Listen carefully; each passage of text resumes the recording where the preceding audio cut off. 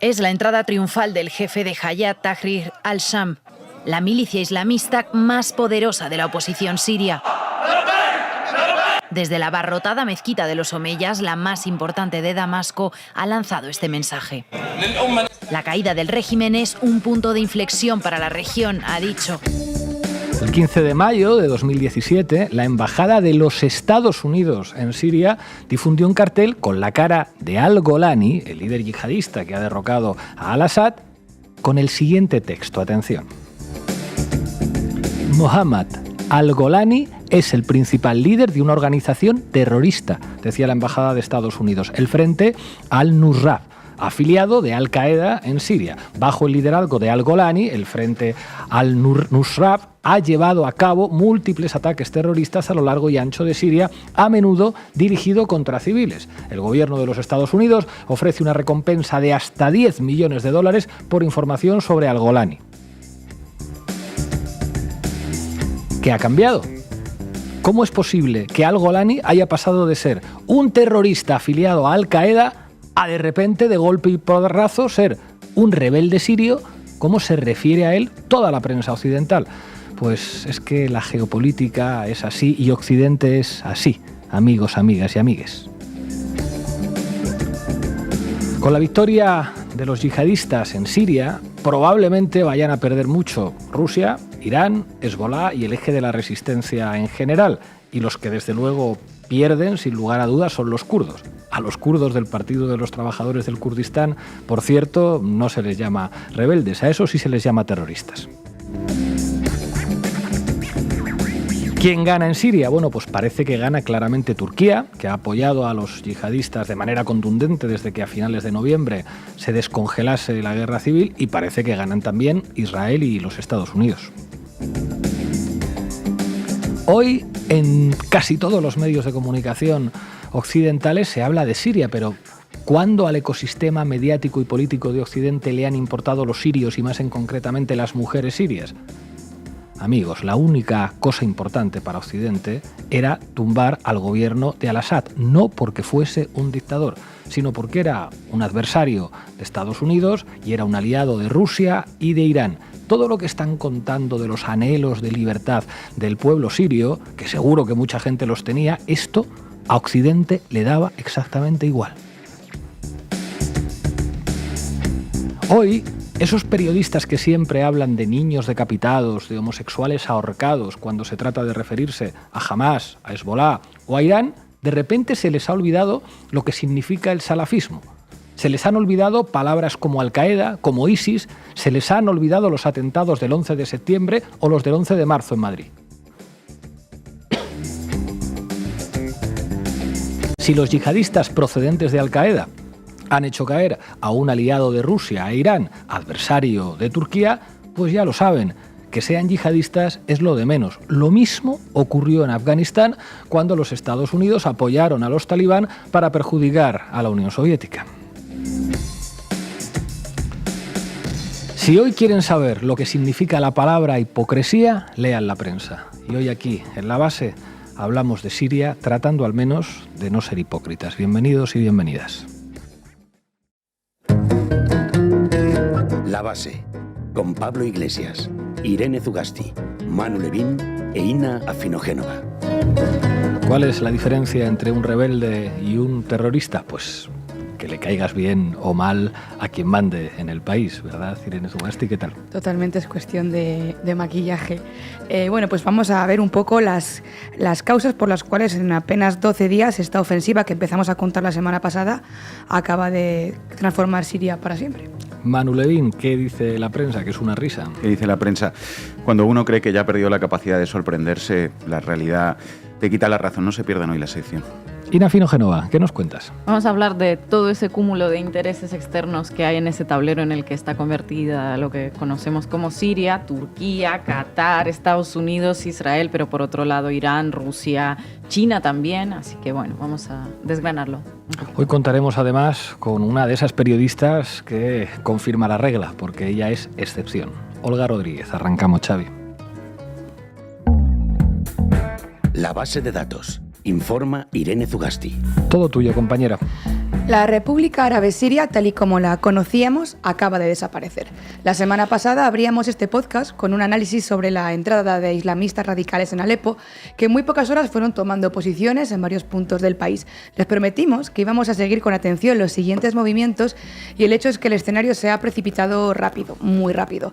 Y tras una ofensiva de apenas 12 días, la noche del pasado sábado caía Damasco y con ello colapsaba el gobierno y el Estado sirio. Bashar al-Assad ha caído tras 24 años en el poder, marcando el fin no solo de su régimen, sino de la República Árabe tras 61 años de existencia. Y el futuro, bueno, pues está por escribirse, aunque parece que probablemente pase por una cantonalización del país en regiones con diferentes fuerzas políticas gobernando en cada una de ellas. Es decir, que la soberanía, la integridad territorial y la independencia de lo que conocíamos como Siria desaparece y el nuevo escenario va a depender en gran parte de cómo se configuren esos pactos y esos encuentros que entre las diferentes fuerzas y los apoyos externos que tengan esas fuerzas, claro.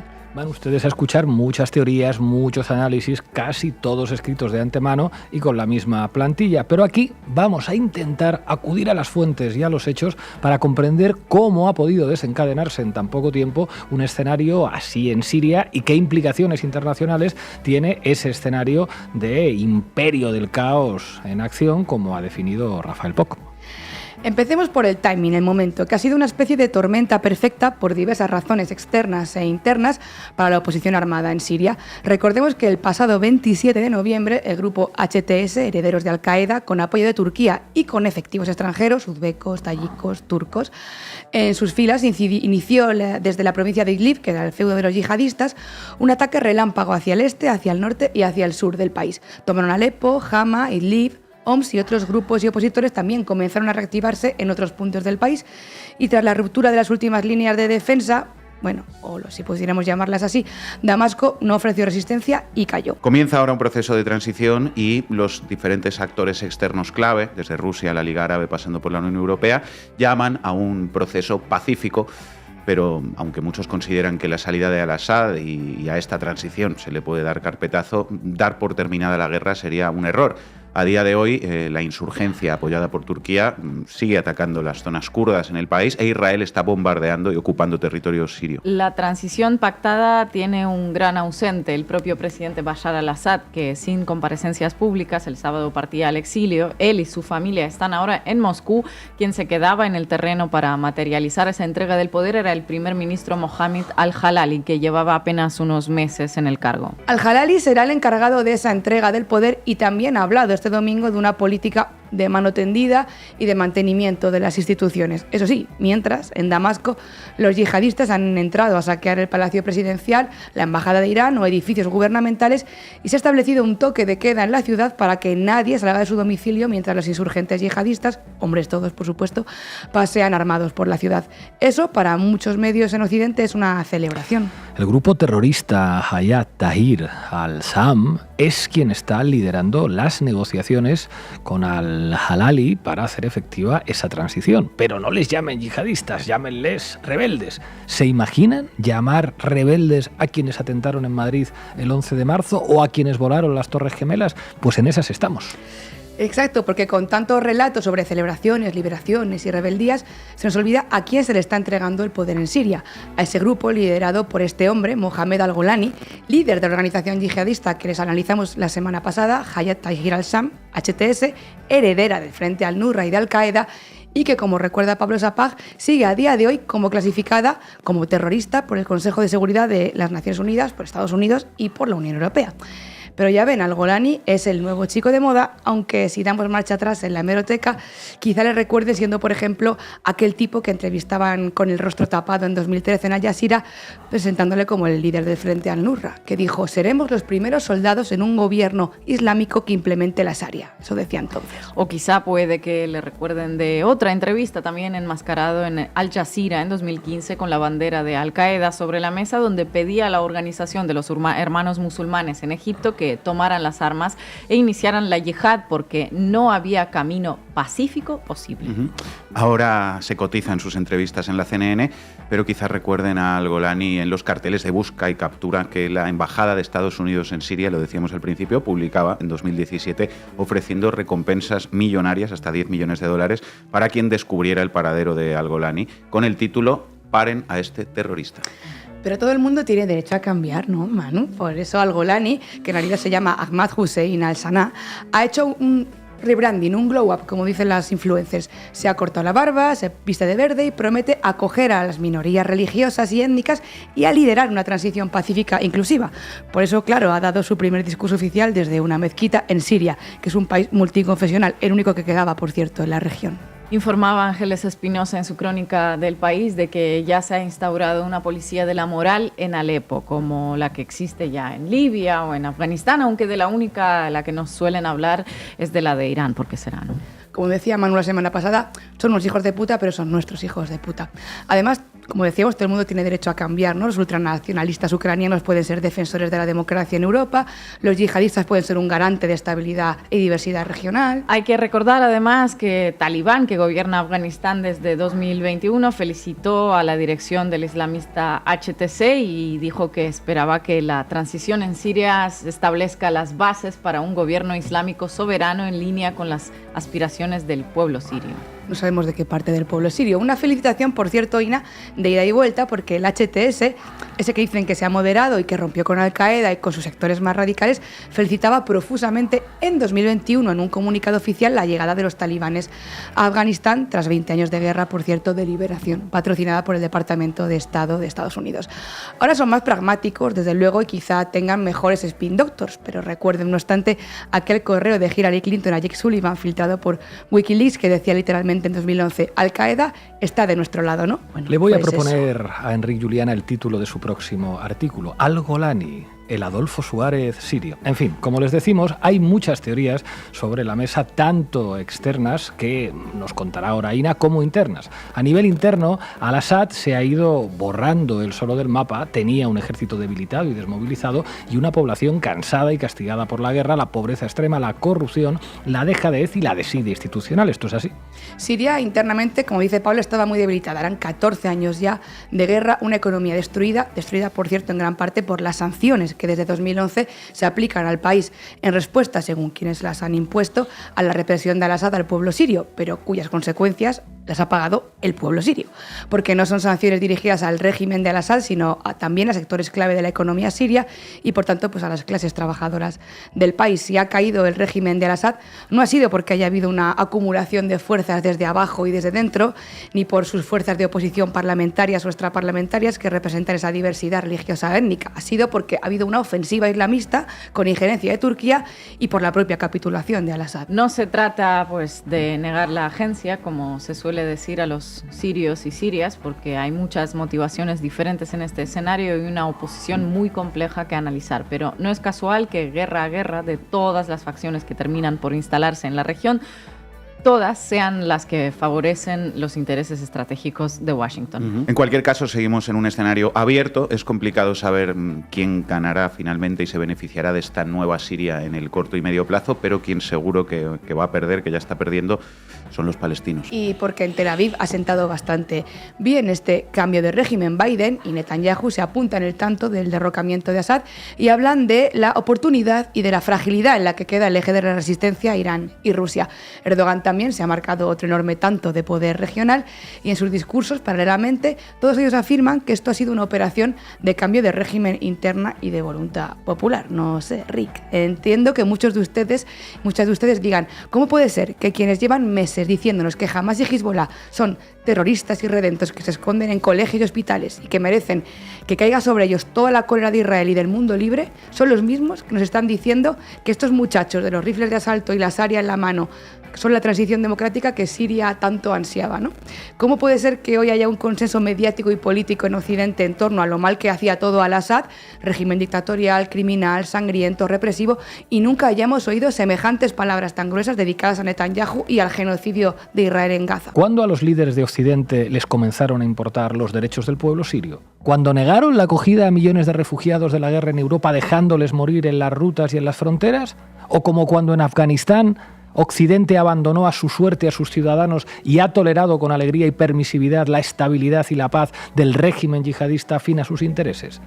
Recuerdo que al-Assad vino de visita en 2010 a España y fue recibido por Felipe VI y por el campechano rey Juan Carlos. Igual que Gaddafi, que instalaba su jaima en el Palacio del Pardo en sus visitas y hasta 2014 tenía una sanísima relación con el jefe del Estado español. Así que no se engañen, esto no va de derechos humanos ni de derrocar dictaduras, esto va de intereses. Si hoy los mismos que consienten el genocidio en Gaza y que jalean la guerra en Ucrania, que se hacen ricos con ella y ponen trabas a la paz, celebran este cambio de régimen en Siria, entonces hemos de ser cautelosos y cautelosas al menos a la hora de comprar el relato y sumarnos a la celebración, y mucho menos no dar por hecho que la estabilidad y la paz han llegado allí. La paz, queremos pensar, es otra cosa muy diferente a la victoria de los yihadistas. Gracias, compañera. Extendemos una mano de paz a aquellos más allá de nuestra frontera en Siria, a los kurdos, drusos, cristianos y a los musulmanes que desean vivir en paz con Israel. Escuchar a Netanyahu decir esto. Manu Levin, adelante. ¿Qué tal, Pablo? Vamos, compañeros. Titulares al banquillo. El análisis mediático de Manu Levin. Cuando pensabas que ya lo habías visto todo en la prensa del Guardian, en lo que a hipocresía se refiere, llega la realidad para quitarte la razón.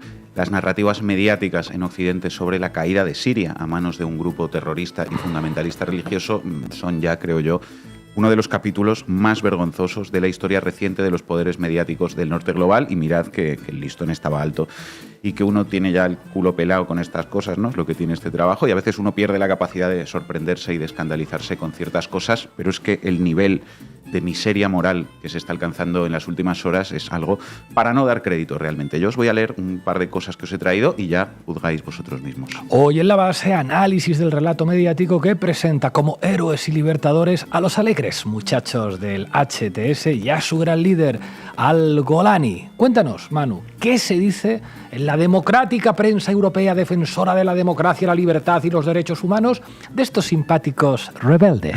Rebels. Ya analizamos la semana pasada, efectivamente, cómo los militantes de una organización armada fundamentalista que lucha contra un Estado pueden ser calificados como terroristas sanguinarios o como rebeldes, como los buenos de Star Wars, los que destruyeron la Estrella de la Muerte, en función de si son útiles o no a los intereses de los Estados Unidos, Reino Unido e Israel. Y ahora que han tomado el poder en Siria, pues llega la presentación en sociedad de Al-Golani en los medios de comunicación, que, en fin, ahora veréis.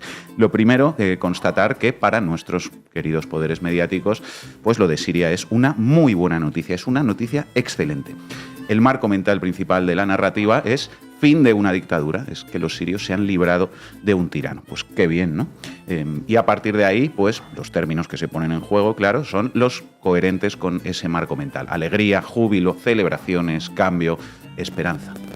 No hay un grupo terrorista y fundamentalista religioso heredero de Al-Qaeda y del Estado Islámico que ha tomado el poder por las armas en Siria. Hay un país liberado de la tiranía por un grupo que, tuvo sus cositas y tal, pero que a nivel geopolítico parece que son de los nuestros, así que circulen, que aquí no hay nada que ver. Circulen, y cuando circulen no se olviden de tocar el claxon, eso sí, que estamos de fiesta. Especialmente obscena está siendo la narrativa en la prensa británica. Las imágenes de las celebraciones tras la caída del régimen del presidente Al-Assad en Siria.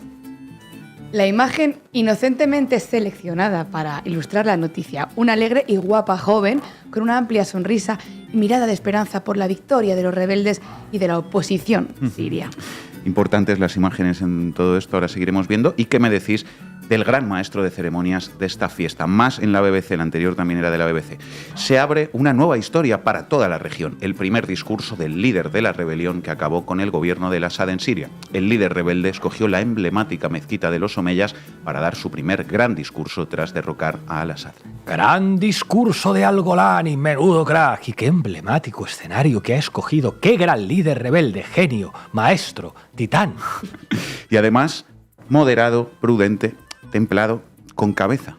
BBC, ¿quién es Abu Muhammad Al-Golani? El líder rebelde cuyo grupo HTS puso fin al régimen de Bashar al-Assad en Siria. Y nos dice la BBC que no hay de qué preocuparse porque HTS impone la ley islámica en las áreas que controla, pero lo hace de una manera sustancialmente menos estricta que otros grupos yihadistas. Públicamente se relaciona con cristianos y otros no musulmanes. Los grupos yihadistas, atención, lo han criticado por considerarlo demasiado moderado. Los grupos yihadistas lo han criticado por ser demasiado moderado. ¿Veis, rojos de mierda, enemigos de Occidente? Ya estáis con las chorradas de que si es yihadista, que si es un terrorista. Pero si es un blando como Adolfo Suárez. Además, mirad qué guapo es, qué tez, qué barba, qué pelazo, qué sonrisa, se da un aire abascal. No, es que ahora veréis, porque fuera de coña, lo de las fotos que le sacan al tipo es tremendo, simplemente eso ya dice muchas cosas. Más lavado de cara en la prensa británica. The Telegraph, el líder yihadista moderado que irrumpe en Siria, pero pide a las tropas que no asusten a los niños. Mirad, ciudadanos del jardín, Al-Golani es moderado y encima le encantan los niños. Pero ¿quién no querría casarse con alguien como Al-Golani? Muchachas españolas, buscad hombres como Al-Golani. Mejorará mucho nuestro país. En fin, le encantan los niños y le encantan las niñas y les niñes, Pablo, porque ama la diversidad. Esto es completamente real. The Telegraph. Ministro de Igualdad, Al-Golani. No como Irene Montero. The Telegraph. Cómo los yihadistas sirios amigables con la diversidad planean construir un Estado.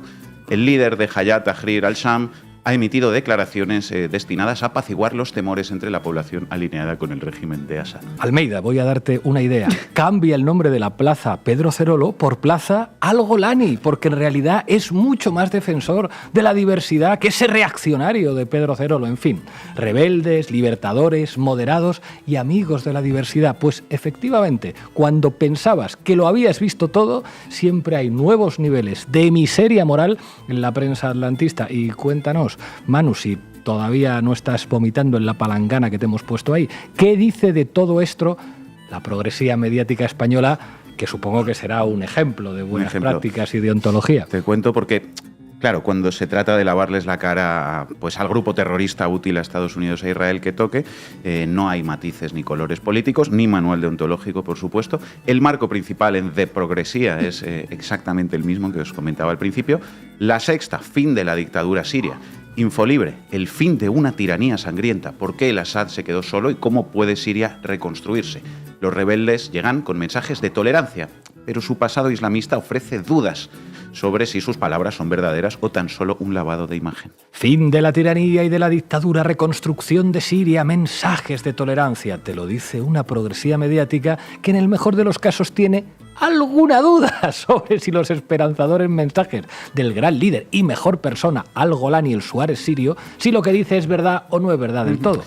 Pues claro, hay que dudar, Pablo ya lo dijo Descartes. Eso sí, mientras resolvemos las dudas con este grupo heredero de Al-Qaeda y del ISIS, pues vamos contribuyendo a un relato positivo y bonito sobre ellos en nuestras páginas de nuestros periódicos progresistas. Que no se diga por qué, es que no hay medio de la progresía mediática en este país que no vaya con este mismo relato que estábamos analizando antes en la BBC o de Telegraph. Cadena SER, última hora de la caída del régimen de Al-Assad a manos de los rebeldes. El País, de Pepa Bueno, la victoria de los rebeldes de Siria en mapas. Toma el poder por las armas por parte de un grupo terrorista, no victoria de los rebeldes, caída del régimen. Exactamente, otra de El País. Los rebeldes de Siria derrocan al régimen de Al-Assad tras 13 años de guerra y el dirigente se refugia en Moscú. El Estado Mayor notifica la caída a los oficiales y pide la rendición a los soldados. Miles de personas lo celebran en la plaza principal de la capital. Pepa Bueno y Al-Golani más. El País, voces de la Siria liberada. Tras 14 años de opresión y tortura, lo conseguimos. La Siria liberada. Pronto empezaremos a comprobar qué es eso de la Siria liberada y auguro que este titular del País es uno de esos que perseguirá a sus editores por muchos años. O este otro, fijaos, El País, la primavera de Siria llegó en invierno. Primavera, un término que en los imaginarios histórico-políticos en Occidente se asocia a procesos revolucionarios, emancipadores o en general a procesos sociales de cambio progresista. La primavera que ha llegado a Siria. Tremendo, están a 2 telediarios, efectivamente, de hablar de la transición modélica en Siria. Un ejemplo más, agárrense, perfil del líder de HTS en El Correo. El yihadista pragmático que se alzó contra el régimen. Abu Muhammad Al-Golani, líder de HTS, es el cerebro detrás de la operación Relámpago lanzada el pasado 27 de noviembre por la insurgencia siria. Foto de un sonriente Al-Golani. Esto no es un fake, me temo. Recapitulando una vez más, indomables y guapos rebeldes, pragmáticos moderados, centro centrado, ni Hitler ni Beatriz Preciado, amigos de la diversidad y de los niños, y las niñes incluso, fin de la tiranía, victoria, liberación, primavera, esperanza, alegría, júbilo, mensajes de tolerancia, reconstrucción de Siria. Pues ahí lo tenemos, fundamentalistas religiosos y terroristas armados hasta los dientes que han dado un golpe de Estado en Siria, presentados como héroes que han liberado al país. Son como la 9 que liberó país. En tu prensa libre de confianza, siga comprando prensa progresista. 6 de diciembre de 1993, The Independent. Bin Laden, el guerrero antisoviético que pone su ejército en el camino de la paz. Octubre de 2011, los libios celebran, el mundo da la bienvenida a la muerte de Gaddafi. Los libios celebran la muerte de Gaddafi. La muerte de Gaddafi provoca celebraciones por todo lo alto en Trípoli. La historia no se repite, pero rima. Si algo funciona, ¿para qué cambiarlo, verdad? En fin, qué puto asco. Gracias, Manu. A medida que todos vamos a preguntarnos qué viene después, Estados Unidos trabajará con sus socios y con los actores en Siria para ayudarles a tomar una oportunidad de manejar este riesgo. Bueno, va, adelante. ¿A qué me invitan? El análisis internacional de Inna Afinogenova. Bueno, la República Árabe Siria se acabó tras más de 60 años de existencia y 15 años de guerra y asedio. Cayó en algo más de 10 días que estremecieron al mundo. Vaya, al régimen de Al-Assad, que gobernó el país desde los años 70, no le quedaron más fuerzas para sostenerse. Hace 4 años contaba con fuerzas ajenas, las fuerzas aeroespaciales de Rusia, la infantería iraní o la de los proxies iraníes como Hezbollah u otros grupos armados. También estaban los mercenarios de la compañía privada rusa Wagner, de los que nos olvidamos en cuanto su líder murió en un desafortunado accidente aéreo. La invasión israelí del Líbano socavó las fuerzas de Hezbollah, el control de Estados Unidos sobre las comunicaciones y el desgaste moral y físico del régimen de Al-Assad y de sus fuerzas militares fueron claves para que la situación cambie totalmente y que los yihadistas, o los yihadistas pragmáticos, inclusivos por la diversidad, o como quieran llamarlos ahora, los grandes medios de comunicación, la aprovecharon esa oportunidad, claro. Eso es. En el programa anterior que hicimos sobre Siria les hablamos de la dura situación que atravesaba el país en los últimos años. También lo acaba de mencionar Irene, luego de que, la fase caliente del conflicto terminara. En 2019 la administración de Trump aprobó lo que se conoció como la Ley César, un paquete de sanciones que se sumaron a otras para golpear al régimen, pero que terminó azotando a una población que ya estaba lastrada por años de guerra. Claro, no se podía esperar que la más perjudicada sería la sociedad civil. No se ha visto en otras latitudes, ni en Cuba, ni en Venezuela, ni en Irán, ¿verdad?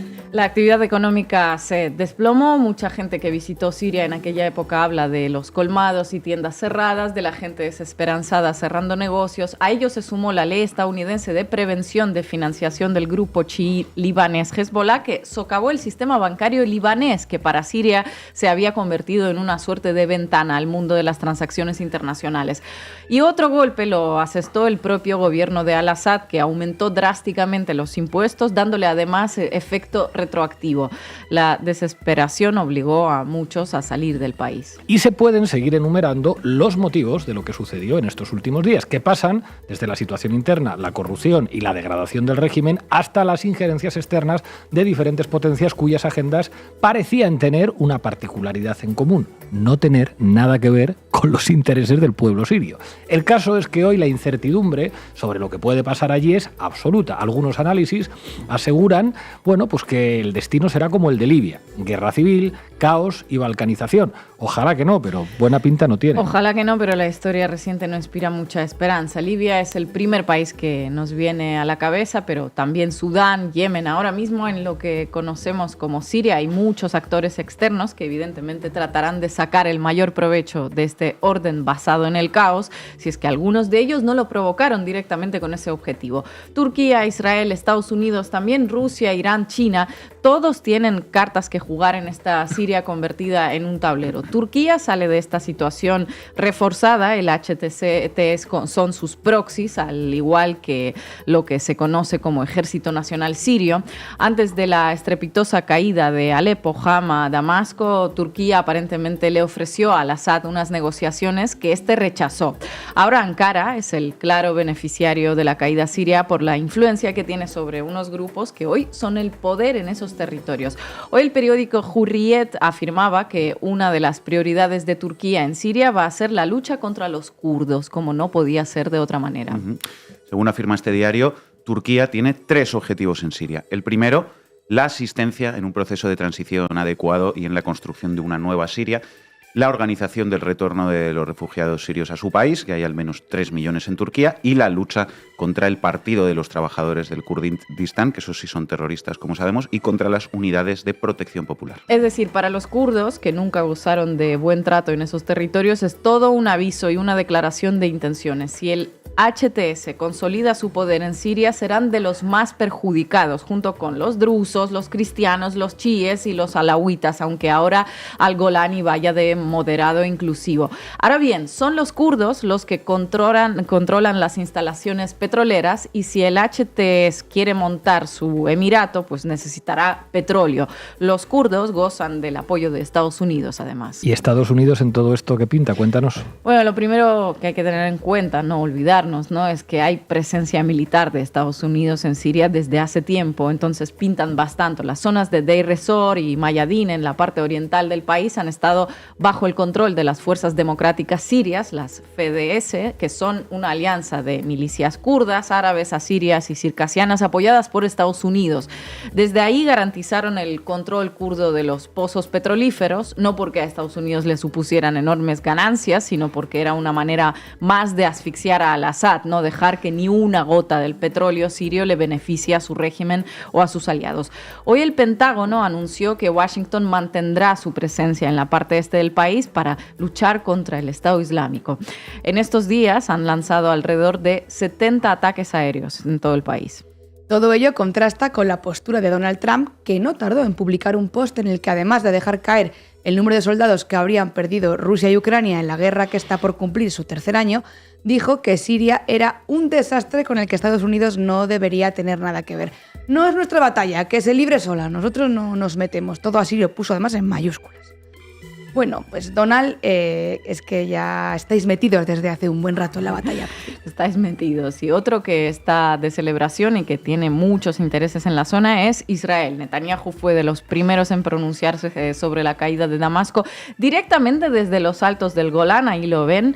Un día histórico en el Oriente Próximo, dijo. Además vinculó el derrumbe de al-Assad con el daño que le causaron las operaciones israelíes a Irán y a Hezbollah. Vamos, casi que se atribuyó la caída de Siria a sí mismo. Ahora, a costa de los territorios sirios, podrá acercarse un poquito más al sueño húmedo de su gabinete de ultras, el del Gran Israel.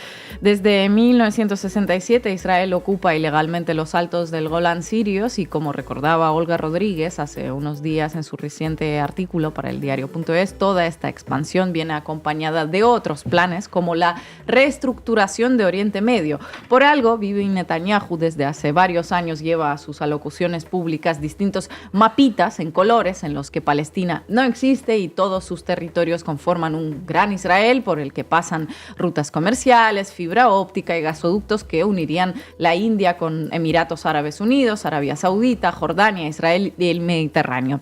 Efectivamente, la caída de al-Assad acerca un poco más ese gran Israel. Las tropas terrestres de Israel ya están invadiendo territorios sirios en violación de acuerdos anteriores. Algunos análisis sugieren que Tel Aviv podría ocupar íntegramente las provincias de Deraa, Zubeida y otras.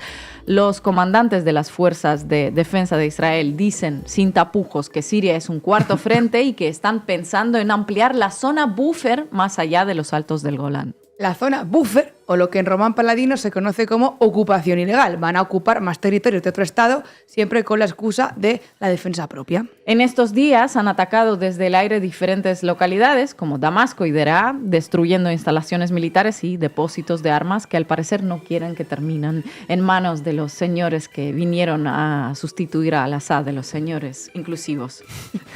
Hace algunos años Israel estuvo ayudando al Frente al-Nusra, hermanos de Al-Qaeda y progenitores del HTS, con el tratamiento de algunos de sus combatientes heridos. A ello hay que sumarle la entrevista de un comandante del Ejército Libre Sirio a The Times of Israel, en la que da las gracias directamente a Tel Aviv por apoyarles en la destrucción de Hezbollah. Con todos esos elementos, es difícil pensar que a Israel toda esta situación le ha caído del cielo como un regalo. Más bien parece que la ha estado buscando un poquito, ¿no? Israel y Turquía son los grandes ganadoras de esto. Ahora, bueno, cuéntanos qué pasa con Irán, qué pasa con Rusia y qué pasa con China. Irán pierde la conexión directa con Hezbollah. El suministro de armas para el grupo chií-libanés pasaba por el territorio sirio, que ahora controlan los adversarios de Irán. Un Israel reforzado en la región con más territorios ocupados supone todo un desafío para el país persa, claro. Además, Irán tenía bases militares en Siria, cuyo destino está cantado. Y luego está Rusia, que también tiene una base aérea en Jemenín y una naval en Tartus. Rusia está contemplándolo todo desde una posición claramente de desventaja. Su protegido en Siria, Al-Assad, ha caído y junto con su familia se encuentra ya en Moscú. Hoy el portavoz del Kremlin dijo que la decisión de asilarlos es del presidente Putin. También dijo que Moscú está en contacto con quienes controlan el país y que es pronto para conjeturar sobre el futuro de sus bases militares. Es difícil imaginar que los yihadistas por la diversidad permitan que se mantengan unas bases desde las que hasta hace poco se les atacaba con bombas, ¿no? Además, el líder del HTS, al-Golani, ya exigió el desmantelamiento de las bases militares extranjeras en el país, aunque también aclaró que estaría dispuesto a mantener buenas relaciones con Rusia, como en su momento los talibanes. Eso sí, Estados Unidos, como les conté antes, ya avisó que no retiraría ninguna base del este del país, así que a ver qué hace al-Golani con ellos, ¿no? Pero Rusia no parece tener suficiente fuerza como para proteger sus instalaciones con militares, así que puede que o tengan que hablar con Turquía para garantizar una retirada segura de sus militares de la zona o con los proxies de Turquía. Por lo pronto, una observación. La Cancillería rusa y los medios públicos del país ya dejaron de llamar al HTS terroristas. Ahora se usa la palabra oposición, todo un cambio de tono que indica movimientos subterráneos interesantes. Más allá de la alianza histórica con Al-Assad, ¿qué significado tenía para Rusia una república árabe siria potente o al menos funcional? Explícanos esto. Ina. Analistas rusos hablan de su significado para una expansión en África. Ningún avión ruso de transporte podía llegar al continente africano directamente sin aterrizar antes en esa base de Jmeimim de la que habló Irene. La influencia rusa en África tenía una dependencia logística de las bases en Siria y luego, bueno, también el acceso al Mediterráneo en el flanco sur de la OTAN. El destino de todo esto para Moscú es incierto. Hablando de África, es difícil no pensar en los intereses chinos, allí y más allá de allí, ¿verdad? Bueno, muchos cambios en el tablero geopolítico parecen estar orquestados para de alguna manera perjudicar la iniciativa de la nueva ruta de la seda que traza una ruta comercial por tierra y mar entre Asia Central, Oriente Medio y África. Y bueno, de momento China está como en otras ocasiones contemplando a ver cuándo se aclara la situación para establecer un diálogo con quien controle el poder, sea quien sea, y bueno, seguir con los negocios. Por lo pronto, hoy sacaron un escueto comunicado en el que dijeron que son los sirios los que deberían decidir el futuro de Siria. Por último, ¿qué pasa ahora con Palestina? Cuéntanos. Bueno, Hezbollah, que podía ayudar a Palestina y que estaba ayudando, ¿no? Está debilitada. Irán también. Los radicales que tomaron el poder en Siria no han manifestado ningún tipo de solidaridad con Palestina ni rechazaron el genocidio en curso, como si el odio a los chiíes fuese más fuerte que todo lo demás, ¿no? Los agradecimientos al Estado de Israel lo certifican además, así que nos podemos hacer una idea de lo que supone todo esto para la causa palestina. Por más que nos los vendan como moderados y por más que ellos también se proyecten así, por más que ahora lancen discursos de unidad, es muy difícil de creer que esta vez un puñado de fundamentalistas financiados desde el exterior logren construir un Estado inclusivo para todos. Habrá actores externos intentando sacar el máximo provecho de este Estado fallido y puede que algunos de sus vecinos sumen nuevos territorios gracias a todo el desastre que hay en Siria. El orden mundial basado en reglas se acabó hace tiempo. Bienvenidos al orden mundial basado en las armas y en el caos, a imagen y semejanza de lo que ha venido imponiendo los Estados Unidos durante las últimas décadas. Una lección que han aprendido y han aplicado otros como Rusia, como Israel o como Turquía, sin ir más lejos. Gracias, compañera. Hoy nos acompaña Olga Rodríguez. Olga, muchísimas gracias por atender una vez más a Canal Red. Un placer. Nosotros hemos explicado ya, digamos, el papel que están haciendo buena parte de los medios occidentales, convirtiendo a los yihadistas de Al-Golani en una suerte de moderados e inclusivos actores políticos que van a respetar la democracia en Siria, pero es verdad que, por otro lado, hay un riesgo de campismo, de pensar que cualquier adversario de Estados Unidos vendría a encarnar el socialismo o la laicidad. Te pregunto, ¿es fácil hacer periodismo en estas circunstancias? Bueno, es posible y es deseable y hay mucha gente que lo hace, pero es verdad que a veces hay narrativas que no son capaces de describir la situación en su conjunto y que se centran solo en una parte del dibujo global. Aunque, por ejemplo, en Oriente Medio eso ocurre menos. Hay muchos periodistas que en buena parte de los casos no niegan una parte de la realidad, por decirlo así, ¿no? Aquí lo que estamos viendo es la caída de un régimen, la puesta en libertad de numerosos presos políticos y de gente detenida de forma arbitraria en cárceles donde han sufrido maltratos.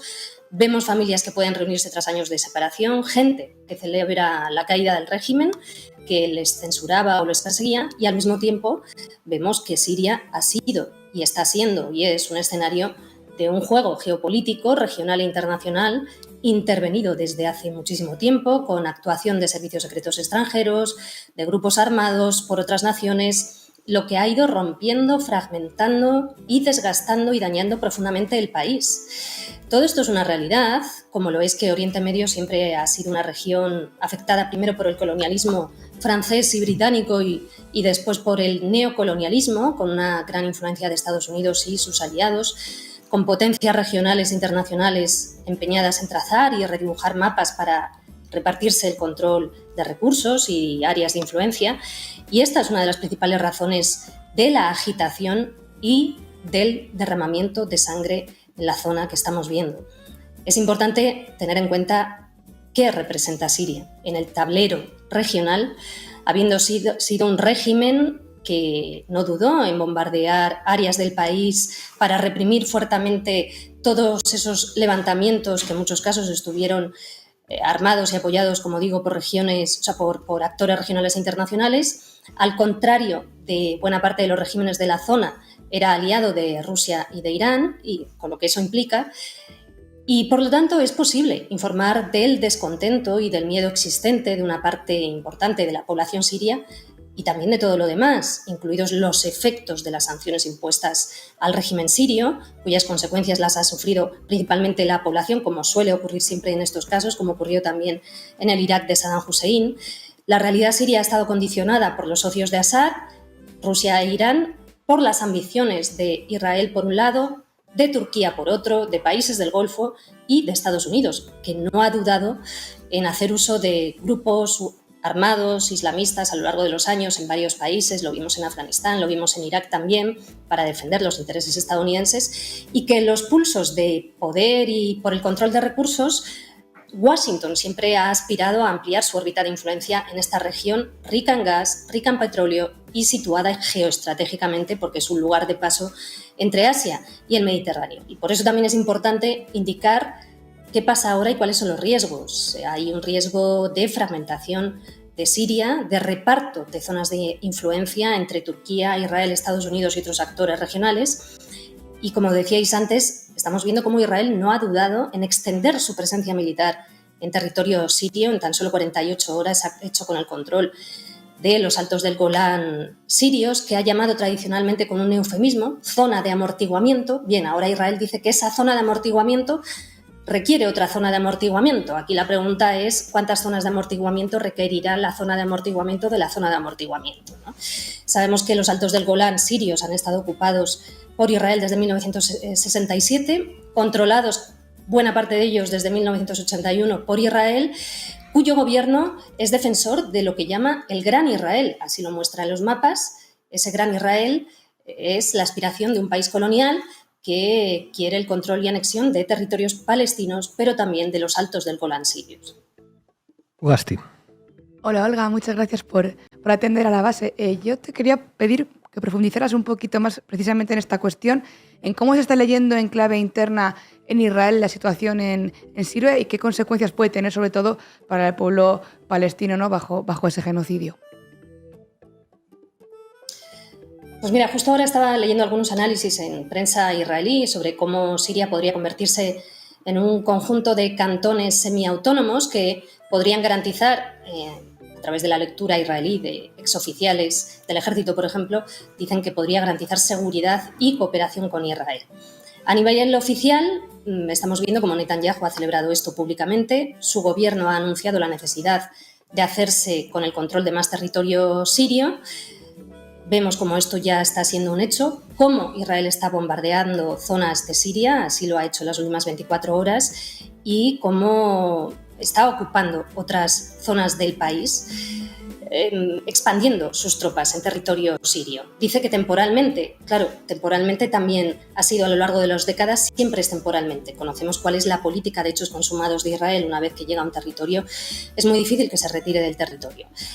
El jefe del Estado Mayor del Ejército israelí ha informado al oficial al mando de las brigadas en los altos del Golán que ahora el ejército israelí está oficialmente comprometido con un cuarto frente de guerra, así lo ha llamado, es decir, oficialmente Siria es un cuarto frente de guerra para Israel, esto es como lo denomina, en referencia a esta presencia militar israelí en territorio sirio que ha llegado a tomar el monte Hermón, que es un área con una gran visibilidad estratégica y que ofrece un gran control de la zona. Hay voces israelíes que están animando ya, que consideran que es el momento de pedir a Estados Unidos que ataque el programa nuclear iraní, aprovechando el debilitamiento de Teherán y la caída del régimen de Assad. Israel está viendo en todos estos acontecimientos una oportunidad. Netanyahu ha mostrado en varias ocasiones cuáles son sus aspiraciones colonialistas y expansionistas, y precisamente el día 21 de noviembre, el día que anunció el alto el fuego en Líbano, habló de reestructurar Oriente Medio y de la necesidad de reestructurar Oriente Medio y la región. Siria lleva muchos años de guerra civil, es un estado muy debilitado, muy intervenido a través de grupos armados por actores regionales e internacionales, como decía antes, arrasado por la violencia, por la represión, y por tanto es un escenario jugoso para las ambiciones expansionistas israelíes y para otros actores regionales también. Manu. Buenas tardes, Olga. Un placer tenerte en el programa. Hablábamos antes de Turquía, del papel de Turquía apoyando a estas milicias que han tomado el poder en Siria. ¿Qué rédito va a sacar Erdogan de todo esto?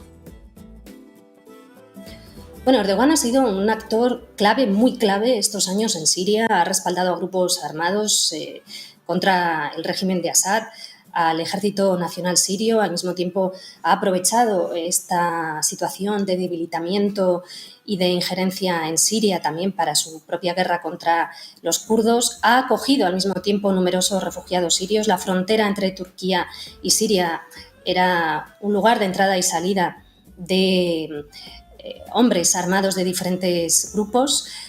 Y ahora, bueno, muchos de los refugiados sirios, de las personas sirias, las familias que estaban exiliadas en Turquía, en algunos casos intentarán regresar a Siria. Estamos viendo como en las últimas horas ya lo han hecho algunas centenares de personas.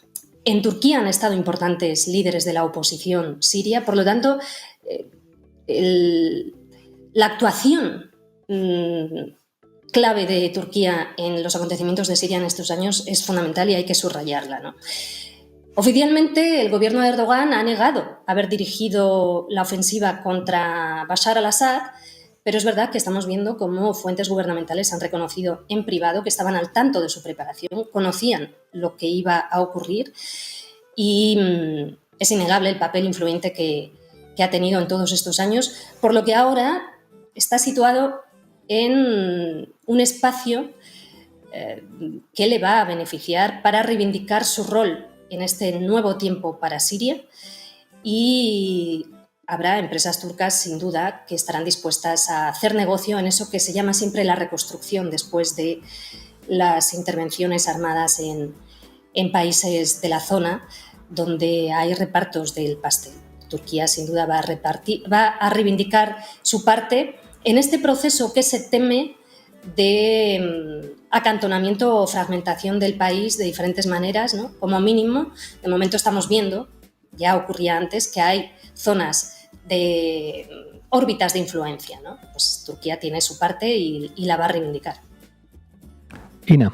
Olga, buenas tardes, muchas gracias por estar aquí. Hace unas horas desde el Pentágono se anunció que Estados Unidos no tenía previsto dejar su presencia en el este del país, pero a la vez tenemos ese post de Trump de anteayer sobre que Estados Unidos no debería meterse, que el conflicto se resuelve solo y que no es nuestra lucha. ¿Crees que es posible que un Estados Unidos de Donald Trump de repente deje Siria o lo que queda de Siria ahora mismo a su suerte o a la suerte de gente como Erdogan, de Israel y los demás?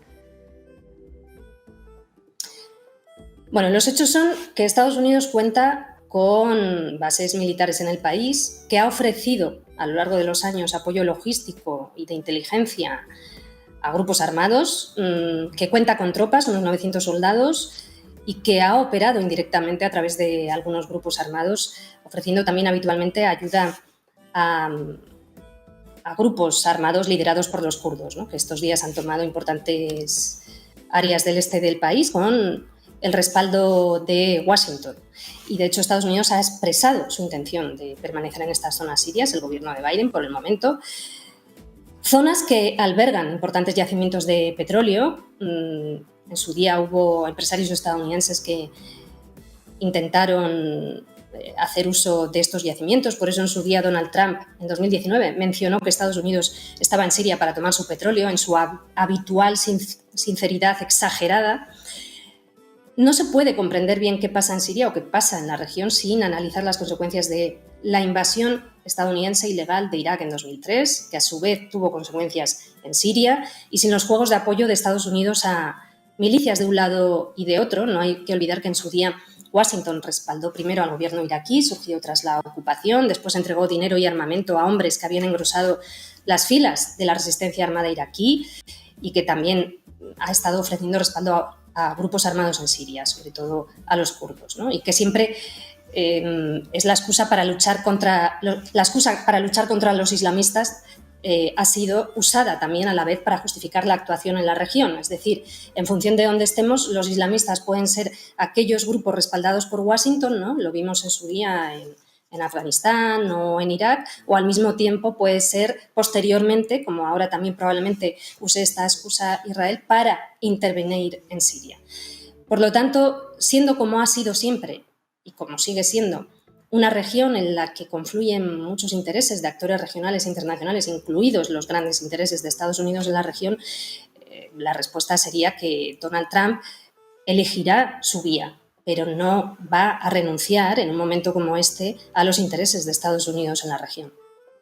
Olga Rodríguez, muchísimas gracias por atender una vez más a La Base. Hasta pronto. Un placer. Llegamos al final del programa. Os vamos a dejar con un clásico de Mecano. Maquillaje. Hasta mañana.